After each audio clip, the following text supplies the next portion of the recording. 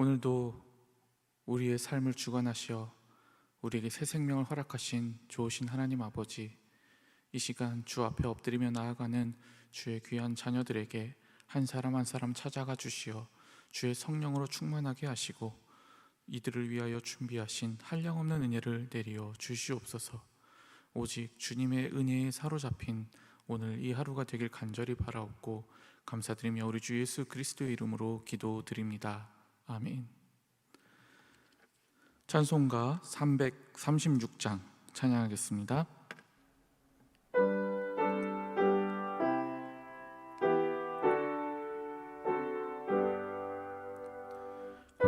환난과 핍박 중에도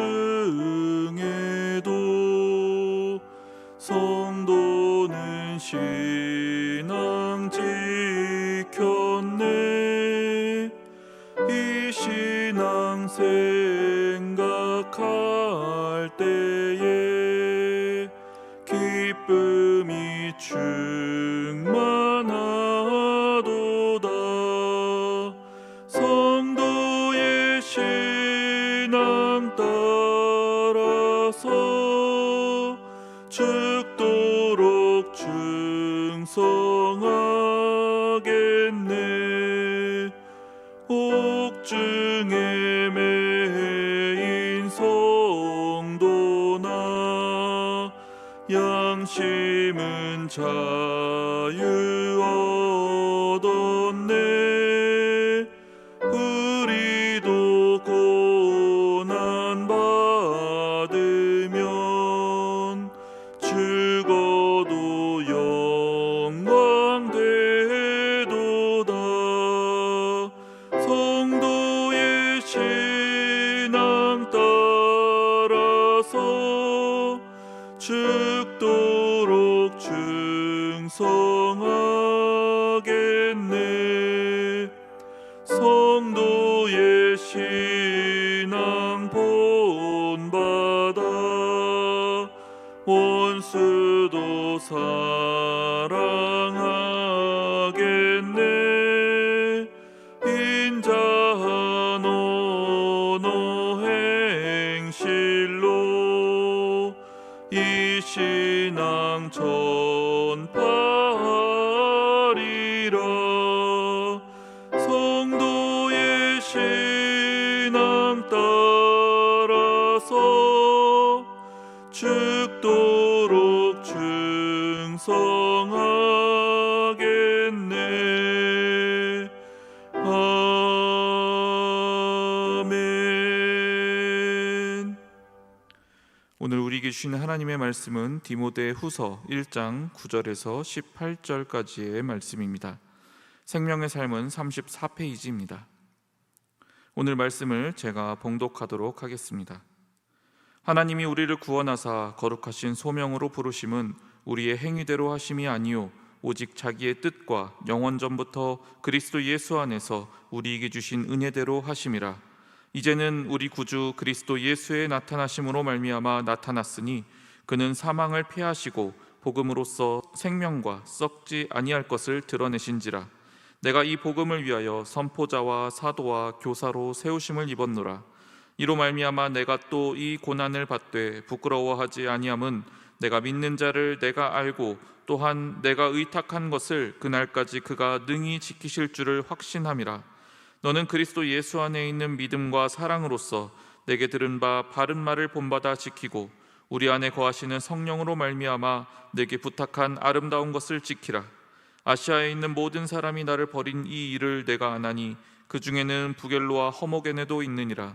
원하건대 주께서 오네시보로의 집에 긍휼을 베푸시옵소서.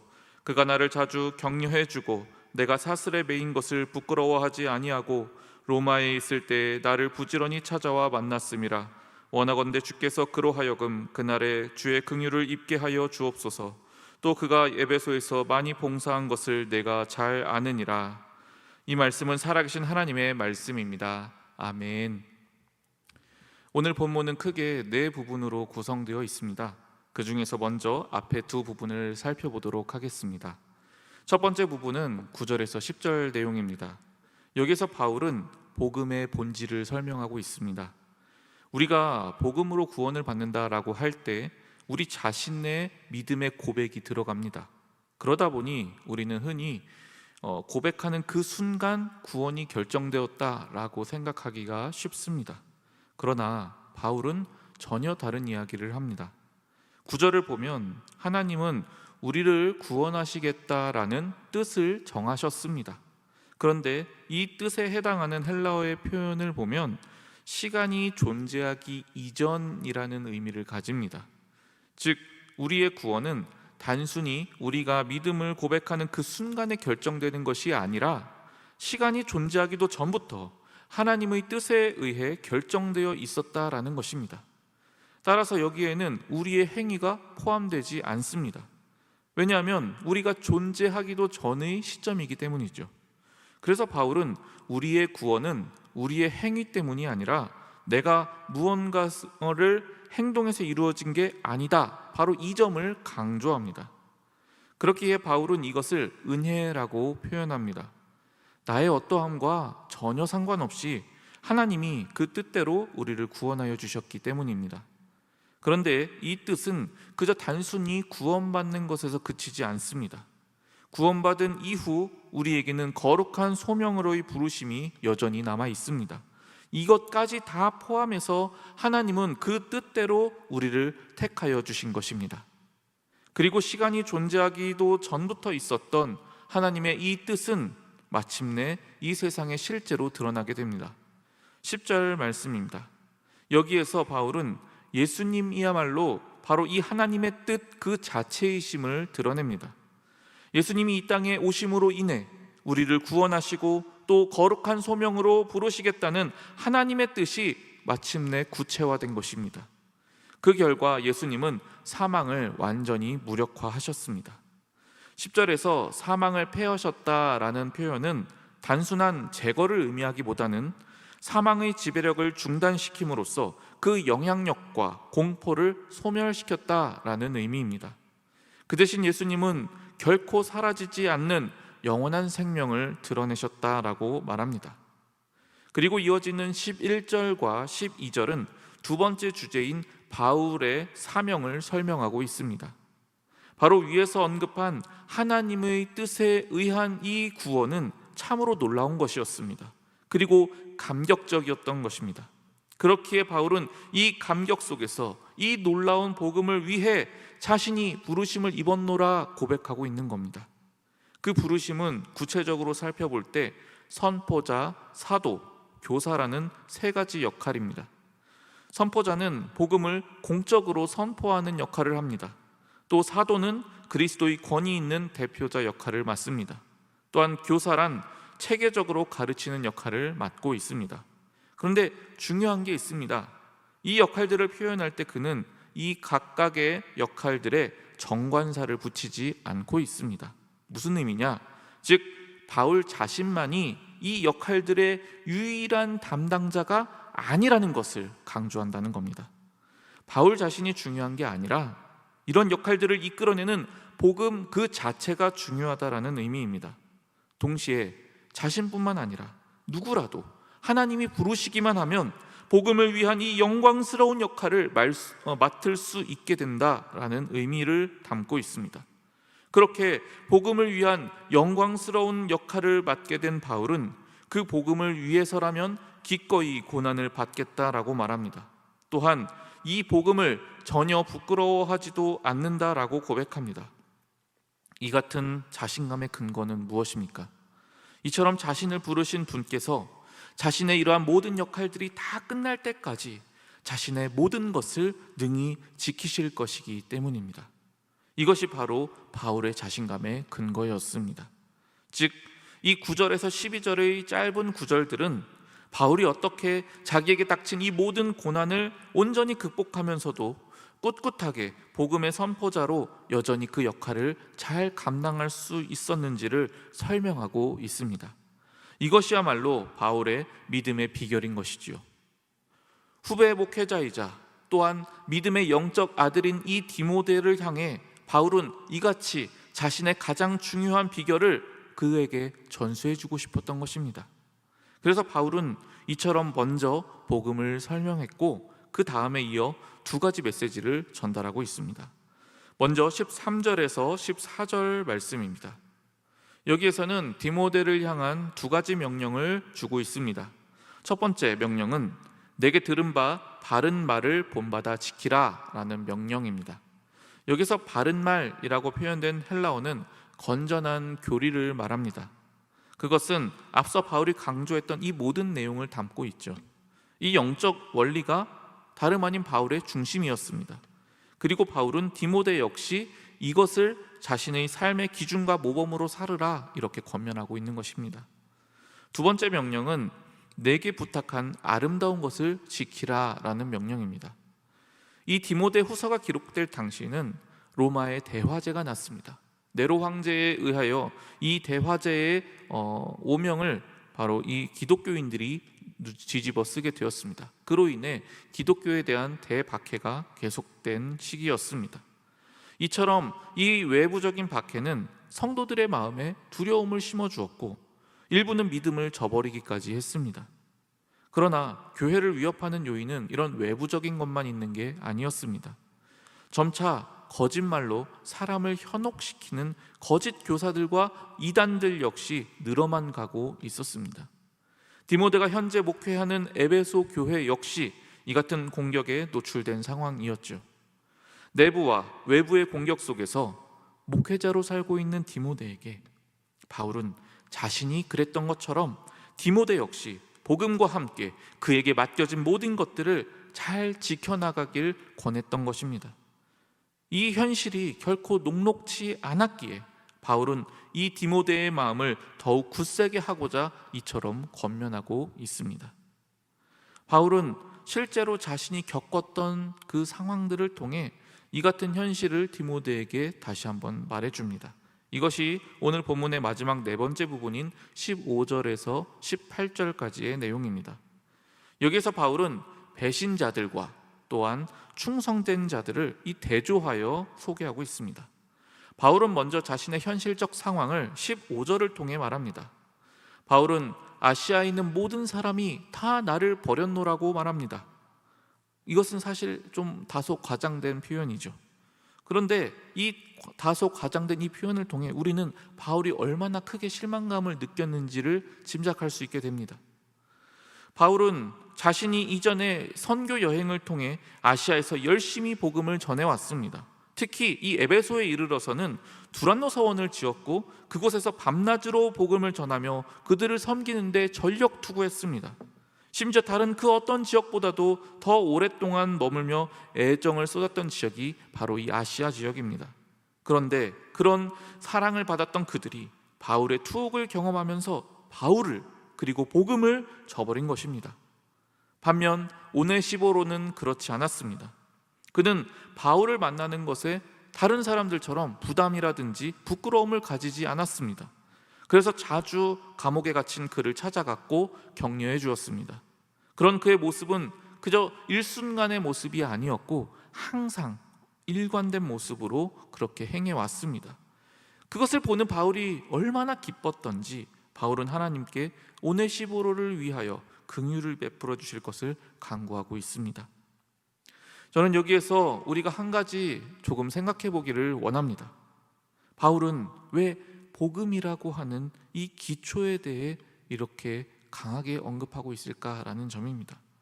지금 바울의 이 편지를 받는 대상은 다름 아닌 목회자인 디모데입니다. 아무래도 다른 이들보다는 복음에 대해서 당연히 더 잘 아는 사람이지 않겠습니까? 게다가 다른 사람도 아닌 바울 자신이 직접 오랫동안 가르치고 훈련해 왔던 사람입니다. 그러니 복음에 대해 끊임없이 강조하는 이 바울의 입장에서는 굳이 평소에도 많이 가르쳐 왔는데 또다시 이 편지의 내용을 기록할 필요가 있을까 싶습니다. 그럼에도 불구하고 바울이 이렇게 복음에 대해서 기록한 이유는 아마 그 다음에 나오는 내용 때문인 것 같습니다. 우선 바울 자신이 현재 고난 속에 있었습니다. 그리고 이 고난은 그저 바울에게만 찾아오는 게 아니었습니다. 복음대로 살려고 하는 자들, 특별히 이 디모데에게도 찾아올 수 있는 그런 상황이었습니다. 그리고 이미 디모데의 상황은 어려웠습니다. 방금 말한 것처럼 교회의 내부에도 또 외부에서도 대적자들의 공격이 계속 이어지고 있었습니다. 그리고 그 상황을 이 디모데가 극복해야만 했습니다. 심지어 교인들 중에도 믿음을 저버리는 일들이 일어나고 있는 이 상황, 어떤 이들은 복음을 부끄러워하고 있는 이 상황을 이 디모데가 극복해야만 했던 것입니다. 이 모든 상황을 종합해 볼 때 바울은 이 디모데에게 가장 좋은 처방이란 다름 아닌 이 복음에 대한 본질을 다시 한번 일깨워 주는 것이다 라고 생각했던 것입니다. 바울에게는 복음의 감격이 있었습니다. 사실 그 누구보다 복음 그 자체에 대해서 가장 잘 아는 사람이 바로 이 바울이지요. 그 누구보다 많이 가르쳐 왔습니다. 그 누구보다 많이 들어왔습니다. 여러분, 우리가 아무리 좋은 이야기를 들어도 두 번, 세 번 반복되면 그게 감흥이 사라지게 됩니다. 그래서 더 듣고 싶어 하지도 않습니다. 더 이상 들어봤자 감흥이 없고 느껴지는 게 없으니까요. 그리고 복음에 대하여도 이렇게 반응하는 사람들이 너무나 많습니다.